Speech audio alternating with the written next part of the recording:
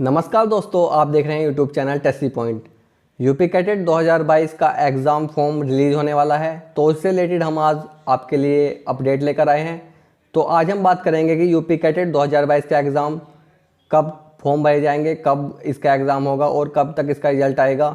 इसके साथ साथ हम बात करेंगे कि इसका एग्ज़ाम पैटर्न क्या होता है, कितनी कितनी सीट्स हैं कॉलेज वाइज और कोर्स वाइज, यानी कि बीएससी एग्रीकल्चर में कितनी सीट्स हैं, बीवीएससी में कितनी सीट्स हैं, बीएससी फॉरेस्ट्री में कितनी सीट्स हैं और ऐसे 13 अन्य प्रोग्राम जिनमें अलग अलग प्रकार की सीट्स हैं। हम सबकी डिटेल में यहाँ पर बात करेंगे और आपको केवल यही वीडियो देखने की ज़रूरत है। अगर आप इसको पूरा अंत तक देखते हैं तो आपको यूपी कैट से रिलेटेड एक भी डाउट नहीं रहेगा।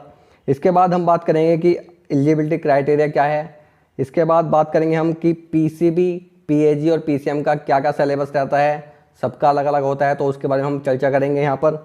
और इसके बाद बात करेंगे कि आपको कितनी कट ऑफ मार्क्स या कट ऑफ रैंक लानी होगी ताकि आपको एक अपने मनचाहे कॉलेज में प्रवेश मिल सके। इसके साथ साथ हम बात करेंगे यहाँ पर कि आपको अपना यूपी कैटेट प्लान बी रखना चाहिए, क्यों रखना चाहिए उसके बारे में बात करेंगे। और इसके बाद हम बात करेंगे कुछ टिप्स के बारे में जिसके माध्यम से आप अपने जो गोल है उसको अचीव कर सकते हैं। तो सबसे पहले बात करते हैं कि ये जो यूपी कैडेट का एग्ज़ाम है 2022 का, ये Banda university of agriculture and technology कराने वाला है, जो कि बांदा में स्थित है। और इसके साथ साथ अगर हम यूजी प्रोग्राम की बात करें तो यहाँ पर 13 यूजी प्रोग्राम हैं जो कि आप यहाँ पर पढ़ सकते हैं। Agriculture, horticulture, BFSc, home science, तो इस प्रकार के 13 प्रोग्राम हैं जिनमें आपको इसके माध्यम से एडमिशन मिल सकता है।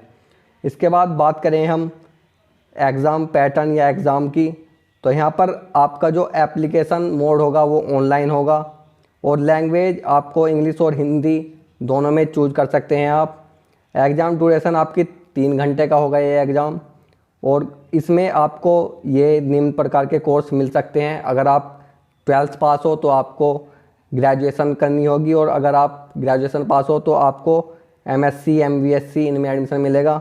इसके बाद सीट की बात करें तो टोटल सीट्स यहाँ पर अगर हम देखें यूजी के लिए यानी कि 12th पास के लिए तो वो 1734 यानी कि 1734 सीट्स यूजी के लिए रखी गई हैं।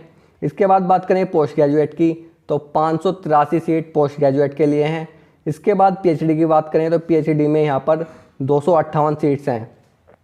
बात करें इसकी एप्लीकेशन फ़ीस की तो एप्लीकेशन फ़ीस जनरल और ओबीसी के लिए 1250 रहती है और इस बार भी 1250 ही रहने वाली है, और एससी एसटी के लिए 1050 रहती है। इसके बाद बात करते हैं कि कब तक इसका फॉर्म रिलीज हो जाएगा और कब तक आप इसका फॉर्म भर पाएंगे। तो जैसे ही फॉर्म रिलीज होगा हम आपको एक वीडियो भी प्रोवाइड करा देंगे ताकि आप उस वीडियो को देखकर अपना फॉर्म फिलअप कर सकें और कोई गड़बड़ ना कर सकें। तो इसलिए चैनल को सब्सक्राइब भी कर लें ताकि आपको वह भी अपडेट मिल जाए। तो यहाँ पर एप्लीकेशन फॉर्म की भरने की डेट जो है वो 1 से 15 मार्च के बीच कभी भी रिलीज हो सकता है आपका एप्लीकेशन फॉर्म। इसके बाद लास्ट डेट अप्रैल में होगी और आपका जो एग्ज़ाम होगा वो होगा मिड जून में, यानी कि आप मान सकते हैं कि 10 जून से 30 जून के बीच आपका एग्ज़ाम कभी भी कंडक्ट कराया जा सकता है। इसके बाद बात करें हम रिज़ल्ट की तो रिज़ल्ट जो है आपका 30 जून तक जारी कर दिया जाएगा। इसके बाद काउंसलिंग होगी। तो अब हम बात करेंगे नंबर ऑफ़ सीट्स की college wise and course wise. तो आप यहाँ पर देख भी सकते हैं कि यहाँ पर बीएससी ऑनर्स एग्रीकल्चर के लिए सीएस से कानपुर में जो सीट्स हैं वे यहाँ पर दी गई हैं। ये सीट्स फ्री हैं। इसके बाद जो है कुछ पेड सीट हैं, इसके बाद एनआरआई सीट हैं और इसके बाद टोटल सीट्स हैं। तो आप बीएससी ऑनर्स एग्रीकल्चर के लिए यूनिवर्सिटी कैंपस में सीएसए में 114 सीट्स हैं। बात करें हम एनडीयूआईटी अयोध्या की तो इसमें 132 सीट्स हैं। मेरठ में यहाँ पर 117 सीट्स हैं और बीयूआईटी बांदा में यहाँ पर 104 सीट्स हैं। तो इस प्रकार से आप हर कोर्स की यहाँ पर सीट देख सकते हैं। यहाँ पर सभी सीट्स दी गई हैं, वो भी फ्री, पेड और एनआरआई की अलग अलग। तो इस प्रकार से आप इसका स्क्रीनशॉट भी ले सकते हैं और इसमें आप देख सकते हैं कि आपको अपना टारगेट किस कॉलेज को रखना है और कितनी रैंक लानी है। इसके बाद बात करें हम नेक्स्ट एलिजिबिलिटी क्राइटेरिया की, तो एलिजिबिलिटी क्राइटेरिया आप अगर नेशनलिटी आपके पास इंडियन है और आप यूपी के रेजिडेंट हैं यानी कि यूपी में आप रहते हैं तो आप इस फॉर्म को फिलअप कर सकते हैं। और अगर आप SC ST OBC या आप फिजिकली हैंडीकैप हैं तो आपको 5 साल का रिलैक्सेशन मिलेगा आपकी एज में, जिसकी लिमिट नापी जाती है 31 अक्टूबर 2022 तक। यानी कि अगर आपकी जो उम्र है 17 से 25 साल है 31 अक्टूबर 2022 तक, तो आपको BVSC और एनिमल हस्बेंड्री में एडमिशन मिल सकता है। और बात करूं मैं BSc एग्रीकल्चर की या अन्य प्रोग्राम की BSc से अलग, तो उनके लिए आपकी अक्टूबर 31 2022 तक 16 से 22 वर्ष आप होने चाहिए, कम से कम 16 और ज़्यादा से ज़्यादा 22 वर्ष। इसके बाद बात करें तो आपको 12th पास होना चाहिए मिनिमम, PCM PCB PAG या PCMB किसी भी सब्जेक्ट से, यानी कि साइंस के अगर आपके पास कोई से भी सब्जेक्ट हैं तो आप इसका फॉर्म फिलअप कर सकते हैं। अब बात करते हैं एग्ज़ाम पैटर्न की। तो एग्ज़ाम पैटर्न आपका जो ये पेपर है वो ऑनलाइन मोड में नहीं होता, केवल ऑफलाइन मोड में होता है। आपको वहाँ पर पेन पेपर टेस्ट के माध्यम से OMR सीट भरनी होगी।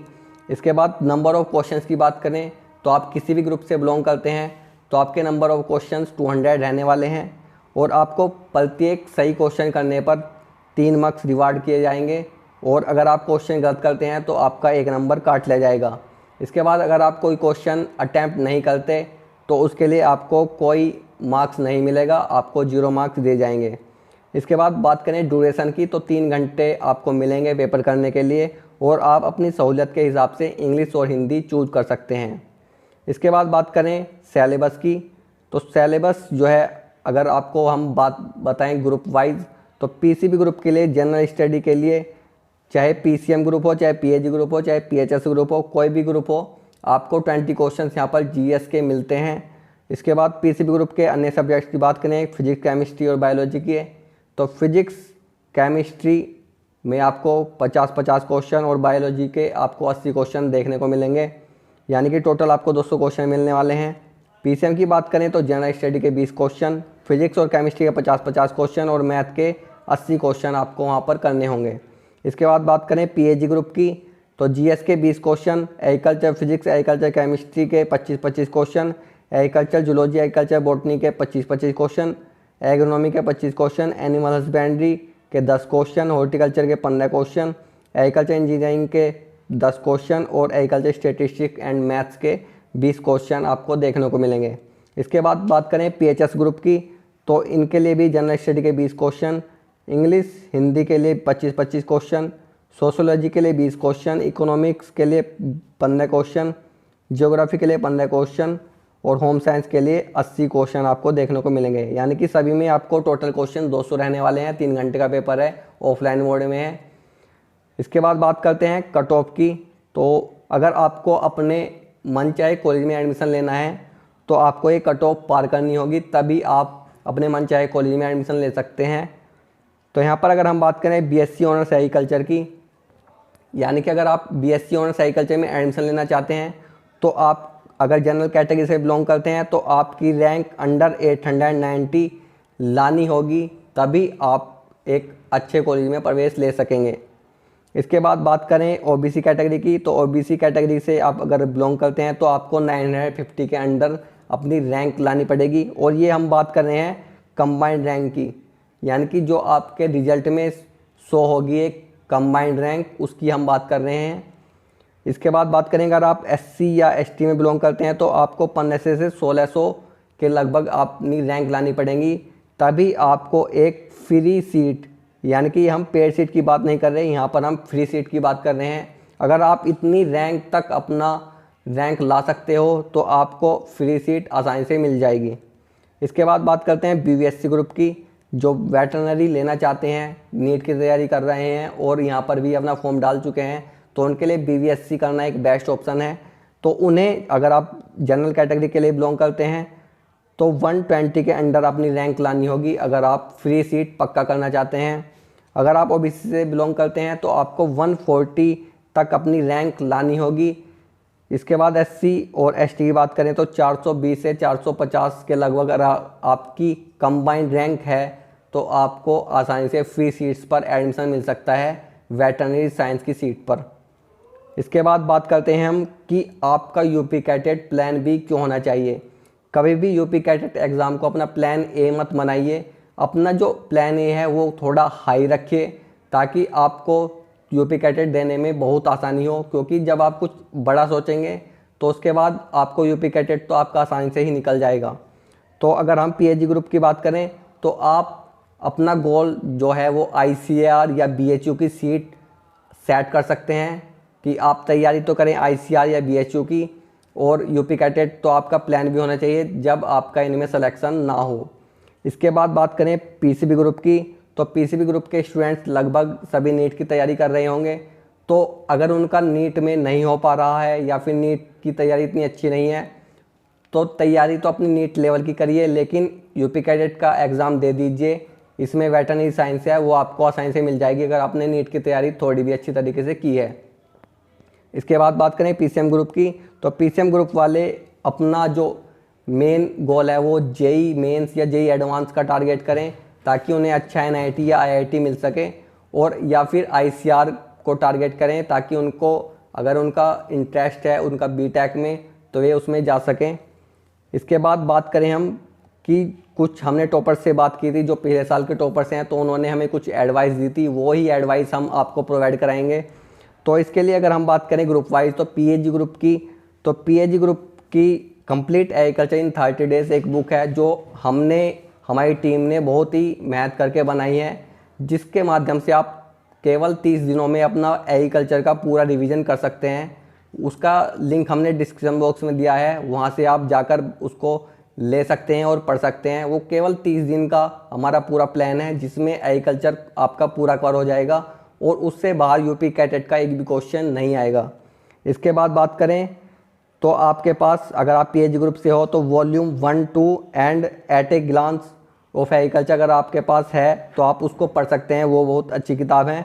और एक ए.के. त्रिपाठी की किताब है, वो भी आप पढ़ सकते हैं। तो इसके बाद बात करें पीसीबी ग्रुप की, तो पीसीबी ग्रुप के स्टूडेंट्स जो नीट की तैयारी कर रहे हैं या किसी और एग्ज़ाम की तैयारी कर रहे हैं, तो अगर वे कोचिंग क्लासेस में नहीं हैं, बिना कोचिंग के हैं, तो वे अपनी एनसीईआरटी की बायोलॉजी और केमिस्ट्री को बिल्कुल रट लें। कम से कम 3 से 4 बार उनका रिवीजन हो जाना चाहिए केमिस्ट्री और बायोलॉजी का, तभी वे यूपी कैटेट में बीवीएससी ले पाएंगे, क्योंकि बीवीएससी के लिए कंपटीशन ज़्यादा होता है। तो आपको अच्छी तरीके से बायोलॉजी और केमिस्ट्री पर पकड़ बनानी होगी। और बात करें फिजिक्स की, तो फिजिक्स के अगर आप जो एनसीईआरटी बुक्स में बीच में सोल्व एग्जाम्पल्स दे रखते हैं, अगर वे आप उनको सोल्व कर लेंगे और उसकी केवल थ्योरी पढ़ लेंगे, उससे भी आपके यूपी कैटेट में सभी क्वेश्चंस हल हो जाएंगे। इसके बाद बात करें पीसीएम ग्रुप की, तो पीसीएम ग्रुप में अगर आप एनसीईआरटी की केवल मैथ्स, केमिस्ट्री और जो आपकी फिजिक्स है वो कर लेंगे 2 से 3 बार रिवीजन, तो आपका यूपी कैटेट में अच्छी रैंक आ जाएगी।